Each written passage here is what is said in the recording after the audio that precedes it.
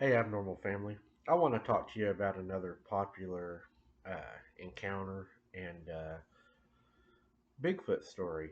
He's called the Wild Man of Arkansas, and I wanted to share it with you guys. I believe he also was in Louisiana, Oklahoma, and maybe a few other states. So let's take a look. Exactly what was the Arkansas Wild Man?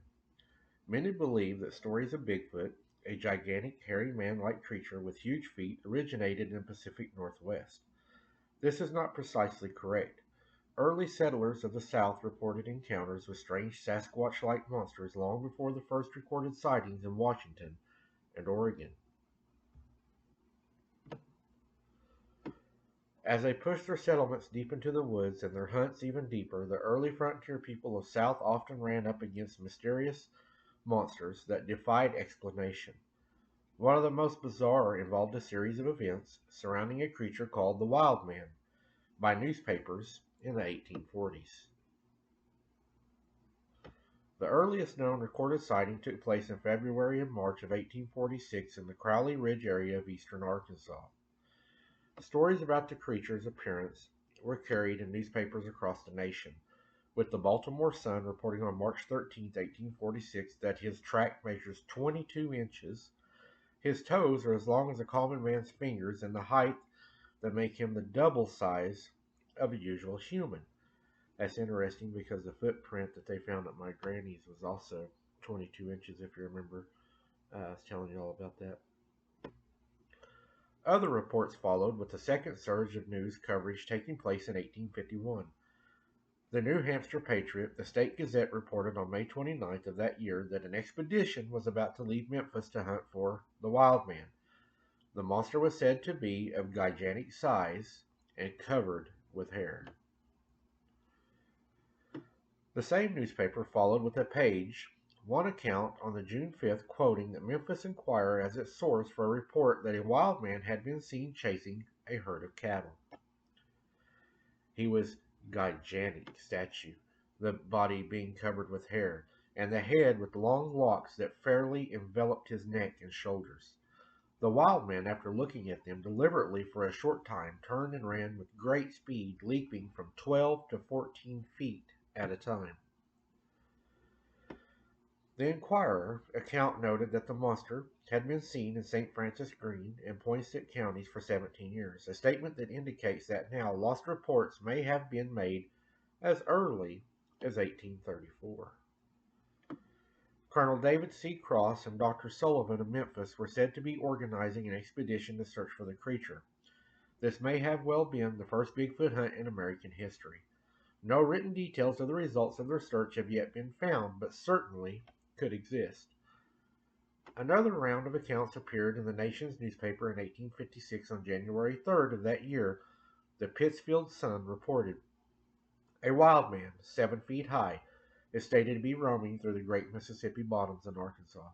Numerous travelers and hunters have asserted that they have seen him, but none have been able to get near enough to him to give particulars concerning the strange being. Not all accounts, however, were from the swamps of eastern Arkansas. A fairly bizarre reported appearance in May of 1856 reported a sighting in April on the upper Red River, and nothing that the creature had also been seen northern Louisiana and in Oklahoma. According to this version, which appeared in the Wisconsin Patriot on May 10, 1856, the wild man was spotted breaking the ice of a frozen lake. He was covered with hair of a brownish cast. He was described as being well muscled.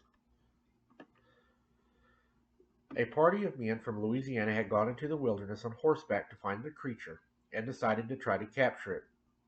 One man from this group had gone ahead of his comrades and decided to try to take the monster on his own. This was a bad idea.